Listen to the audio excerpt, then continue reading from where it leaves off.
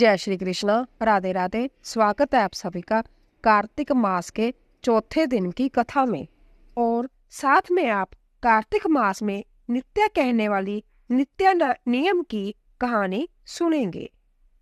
आइए शुरू करते हैं चौथे दिन की कथा।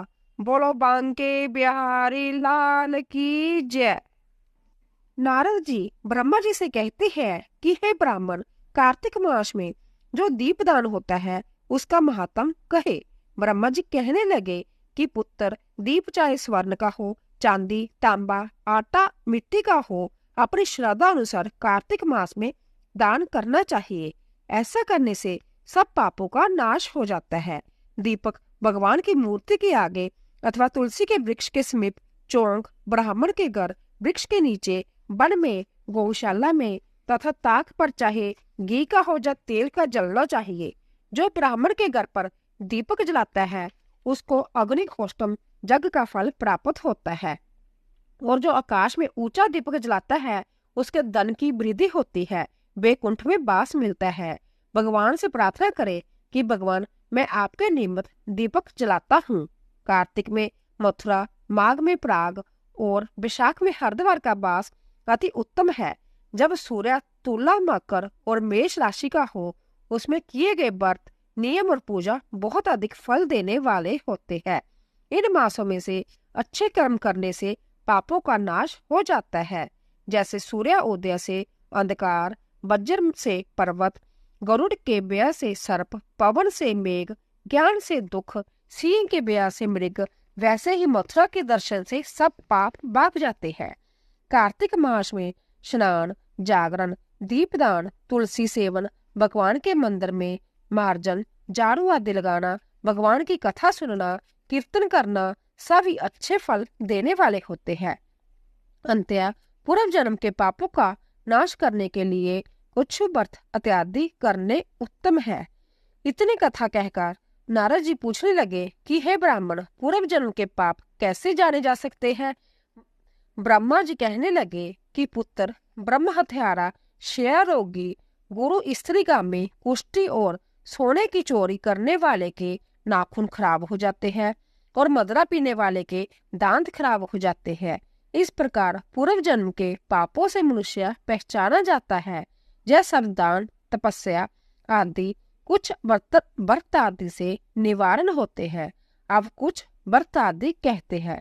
एक समय भोजन करने से पाद, कुछु 3 दिन सायकाल और 3 दिन प्रातःकाल भोजन करने से अतिकृच्छ तथा सायकाल में 22 ग्रास और प्रातःकाल में 26 ग्रास अथवा 24 ग्रास खाने से भी अतिकृष्ट व्रत कहा गया है।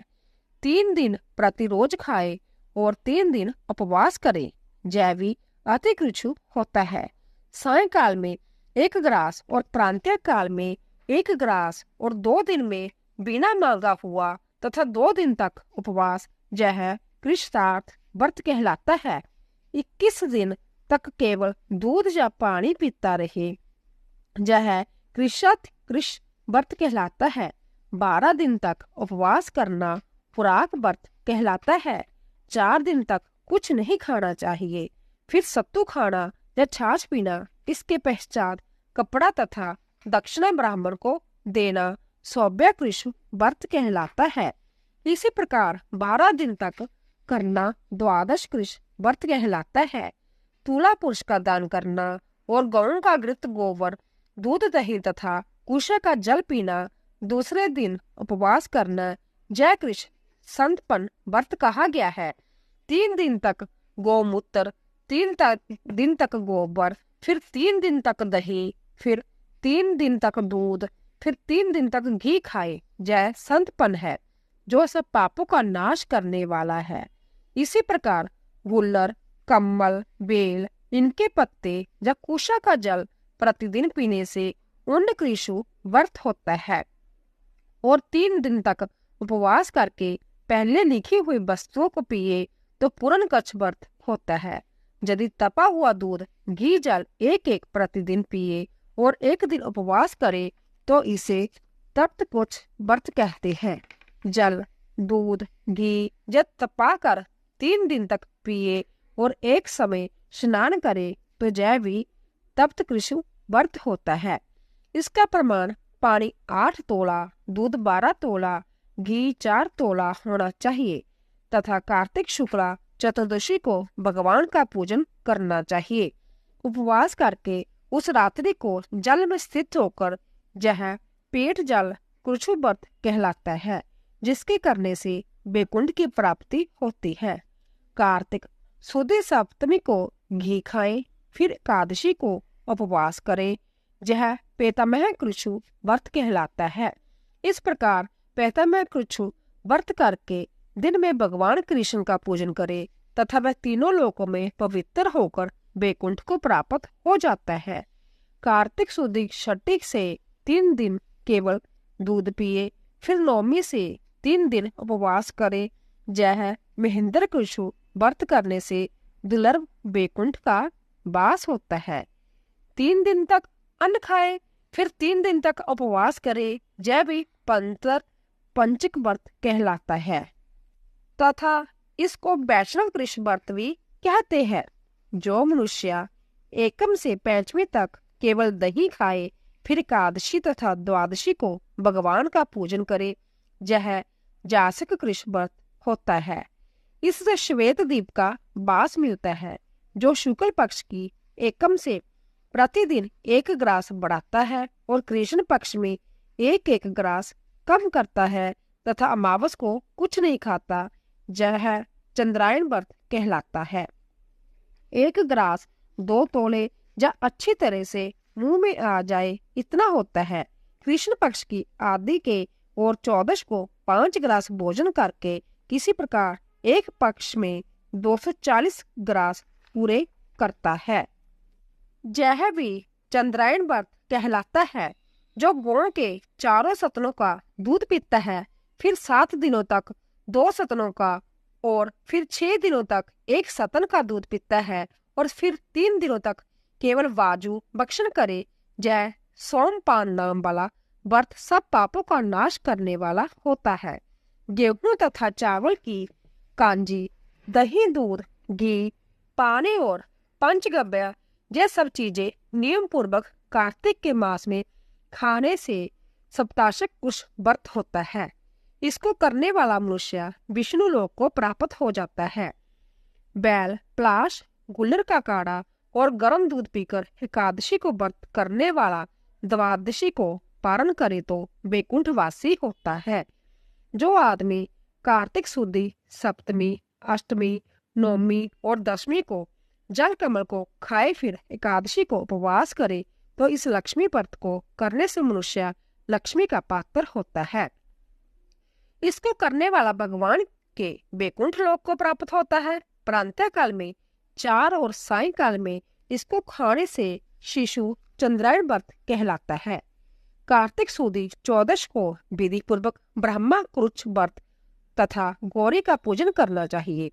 इसकी विधि कहते हैं, गौमूत्र, गोबर, गोघृत और कुशा का जल लेकर यह सब मिलाकर पंचगव्य अथवा ब्रह्मा कुरुच होता है तथा लाल रंग की गौ का मूत्र, श्वेत गौ का दूध, नीली गौ का दही, काली गौ का घी, यदि ये न मिल सके तो दूसरी तरह का भी पंचगव्य हो सकता है।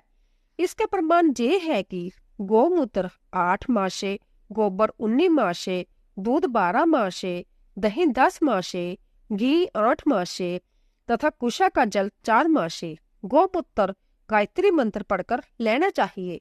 गंधधारा जय मंत्र पढ़कर, गोबर पेयम पथ्यव्यम पढ़कर, दूध दधिकरावनो मंत्र पढ़कर, दही तेजोमसी मंत्र पढ़कर, घी दवस्यंती मंत्र पढ़कर कुशा का जल लेना चाहिए। इसको कुशा के पत्रों में रखकर विधिवत हवन करना और वेद के इन मंत्रों से आहुति देकर हवन करना चाहिए। इरावती, इंदम, विष्णु वृक्षकर्मे, शर्वती, मनसोत्तोक, शावती इस मंत्रों से आहुति देकर बचा हुआ घी पान करे। घी पलाश के पात्र, स्वर्ण पात्र या चांदी के पात्र में पान करना चाहिए। 1 दिन तथा रात्रि उपवास करे, साथ ही भगवान का स्मरण करे। यदि स्त्री व्रत करे तो अपने पति की आजू कामना के अर्थ भगवान की से प्रार्थना करें। दिन भर भोजन नहीं करना चाहिए। आंवला या तुलसी का पूजन करना चाहिए। व्रत समाप्ति के निमित्त ब्राह्मण को गौदान करनी चाहिए। इस प्रकार इन कृच्छादि व्रत के करने वाले भगवान को अति प्रिय होते हैं और वह परम पद को प्राप्त होते हैं। इसी तरह चौथा अध्याय पूरा हुआ। अब सुनिए नित्य नियम की कहानी। दो माँ बेटी थी। वह रोजाना नित्य नेम की कहानी कहा करती थी। उसकी बेटी ने कहा, माँ मैं नित्य नेम की कहानी कहूंगी। माँ ने कहा, बेटी तेरी कहानी ससुराल में कौन सुनेगा। उसने जिद की और नित्य नेम की कहानी कहने लगी। उसकी शादी हुई, ससुराल गई तो सबसे कहती कि मेरी कहानी सुन लो। सभी कुछ न कुछ बहाना बनाकर टाल देते। कोई कहानी नहीं सुनता था। वह भूखी रह जाती। एक दिन पड़ोसन बोली, मैं तेरी कहानी सुनूंगी। वह आती, कहानी सुनती तो बहू खा लेती।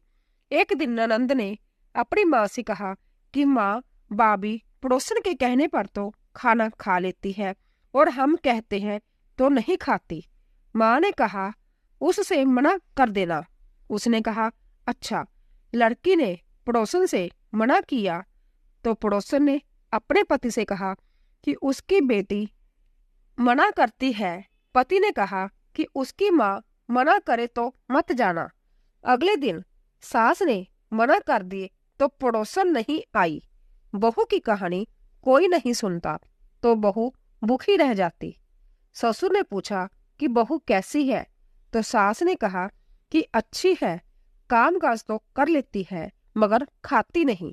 ससुर ने कहा कि बड़े घर की बेटी है, काम करने से थक जाती होगी, इससे काम मत करवाया करो। लेकिन वह फिर भी नहीं खाती। धर्मराज का आसन डोल उठा कि इस नगरी में ऐसा कौन है जो भोजन नहीं करता, उसे बुलाओ। स्वर्ग से विमान आया तो सास बोली, मैं चलूं। तो बहू ने कहा, तुम्हें तो बहुत काम था, मेरी कहानी सुनने का समय ही नहीं था। जेठानी ने कहा तो कि तुम्हें तो मालिक का खाना बनाना है। ननंद ने कहा तो कहने लगी, तुम्हें तो गुड्डे गुड्डियां खेलने से ही फुर्सत नहीं है। पड़ोसन बोली, मैं चलूं। तो बोली कि हाँ चलो। तुमने ही मेरी नित्य नेम की कहानी सुनी। वह अपने मालिक के पास गई। मालिक बोला कि तू तो बड़ी भाग्यवान है जो जीते जी जा रही हो, मरकर तो सभी जाते हैं। वह भी गई। इसी तरह पास पड़ोस का सुख दुख सुनते सुनाते और मिलजुल कर रहना चाहिए। बोलिए बांके बिहारी लाल की जय। सारी कथा सुनने के लिए आप सभी का धन्यवाद।